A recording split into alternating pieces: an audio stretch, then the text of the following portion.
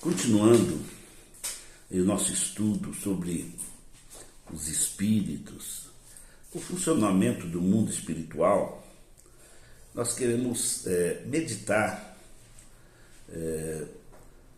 pensar a respeito da ação dos espíritos, como é que eles agem, seja o espírito das trevas, os demônios, ou o próprio Espírito Santo.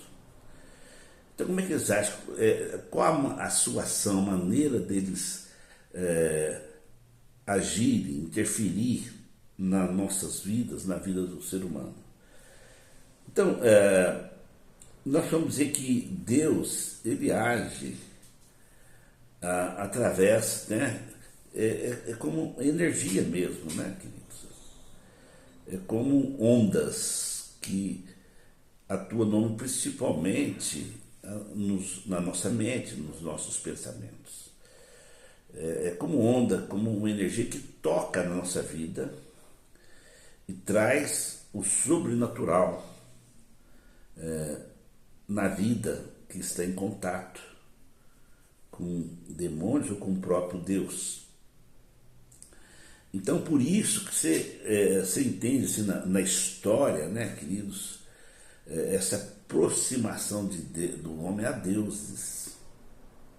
Para a gente entender a ação de Deus, nós precisamos olhar, e a Bíblia nos descreve, de como as pessoas elas abriram espaço para que Deus agisse na sua vida. Então, é o processo da consagração. Isso existe hoje. Então, as pessoas, às vezes, elas se consagram a entidades em várias religiões africanas, mesmo no catolicismo, né? As pessoas são consagradas a entidades. Então, isso há uma autorização e também um desejo para que os espíritos possam imprimir as suas características na vida daquele que é consagrado, né? Então,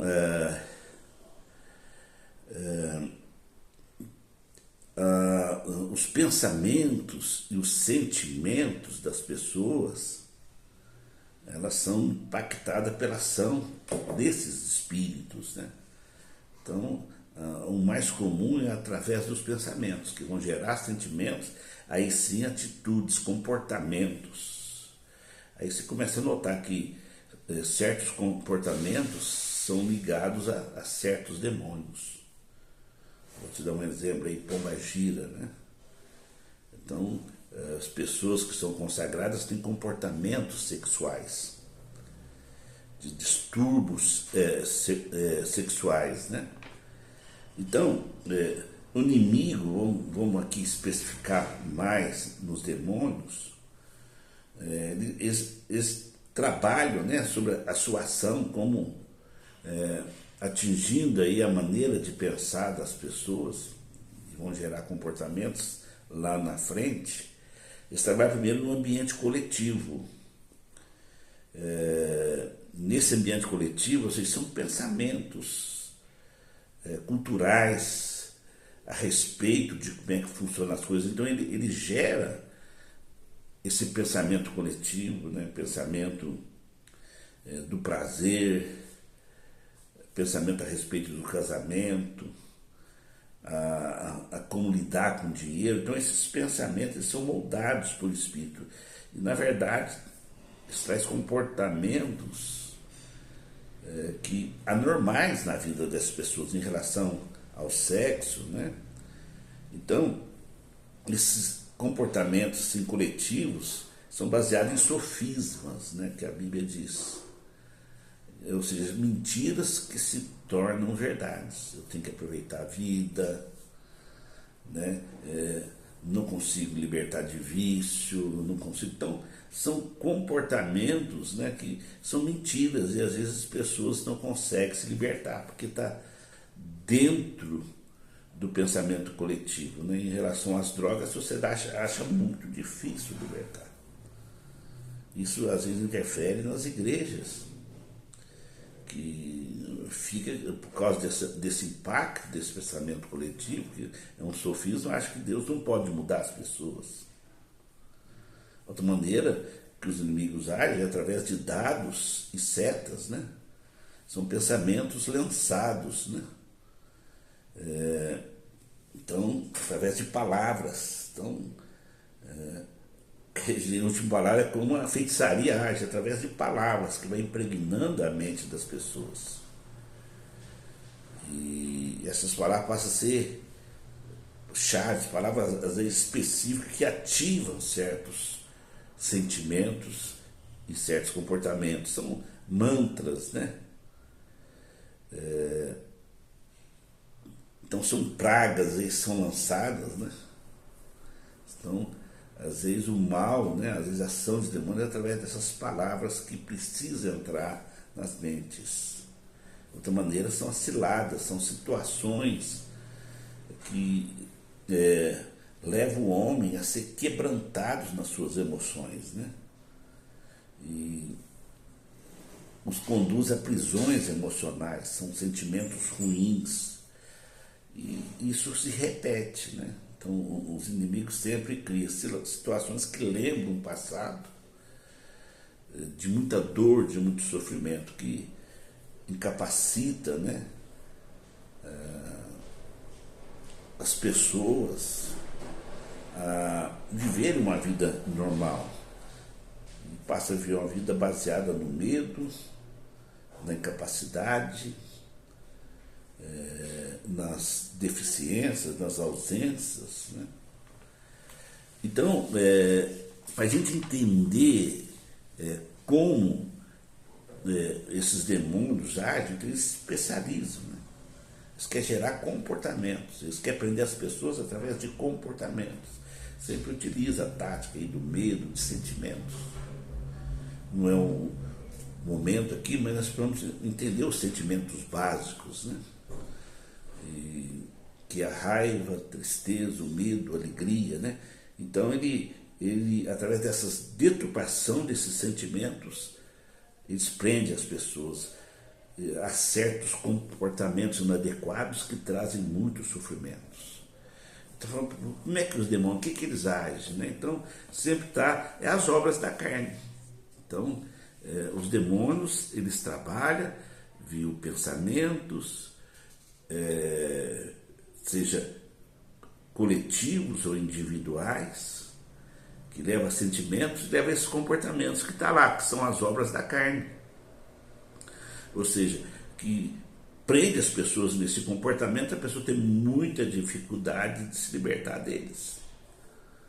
Eles são induzidos, passam a ser frequentes e passam a ser recorrentes. Então o que diz? Porque lá em Gálatas, no capítulo 5, então, o que os demônios trabalham para que o homem age? Então, as obras da carne são manifestas e são prostituição. Então, os demônios querem que as pessoas sejam escravos, né, da prostituição, da impureza, lascívia, idolatria, essa necessidade, né, de adorar um ser superior, feitiçarias, né, usa muitas palavras, né, inimizade, sempre os espíritos induzem a isso, né, porfias, emulações, ciúmes, iras. Então, são comportamentos, às vezes, que fogem à normalidade, que prende as pessoas a situações muito prejudiciais, pelejas, né? Conflitos, né? Dissensões, heresias, sempre procuram errado, então invejas, então, homicídios, bebedices, brutonarias. Então, são atitudes que desequilibram, trazem vergonha, trazem dor. Isso é induzido por demônios, né? E Deus age ao contrário, o Espírito Santo, ele traz as verdades, as coisas de Deus. Então, mas o fruto do Espírito é amor, gozo, paz, longanimidade, bondade, fé, mansidão, temperanças. Então, a transformação da conversão é a mudança de influências. Então, aí você vê, amados, que o mundo ele tenta nos ligar a certos demônios. Então, para a gente entender isso, você pega ali José do Egito. Quando ele se torna governador, então você pode ver que o faraó ele muda o nome. Então, que é ligado a uma consagração, que abre espaço para a ação de demônios. Então ele passa a chamar José de Safenate Parneia. Então fala que Deus salva, que ele vive, né? Então é o Deus do Egito, já é consagrado, né? Que ele salvou José, né? E a sua esposa, não foi por acaso, Asenate era filha de um sacerdote, e que esse sacerdote é o filho de On. Essa Asenate que significa consagrada a deusa Neite. Então você pega aí esse intuito de a pessoa assumir uma nova identidade. Você vê que no Antigo Testamento tinha muito disso, né? Então você pega Daniel, mesmo caso, Nabucodonosor, Daniel, que significa, né, Deus é meu juiz, então eles põem o nome de Beltesazar, Bel, né? Então, aqui fala, né, protegido por Bel, que é ligado aí a Marduk, a Baal, a Beuzebu. Então, nome composto, né? Beuzebu, o rei ali daquela região toda é Bel, passa a ser, ele vai prevalecendo esse nome Bel. Então puseram o nome de Daniel. Ele muda dos seus amigos também. Ele põe um Sadraque, que significa, né, protegido por Deus Sol.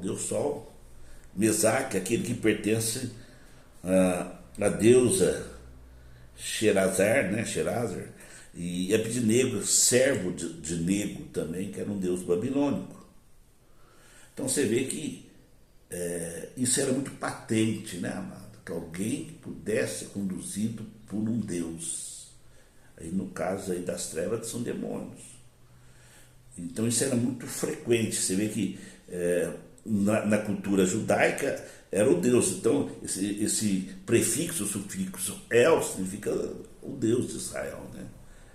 Então Daniel, Deus é meu juiz. Samuel, que é ouvido por Deus.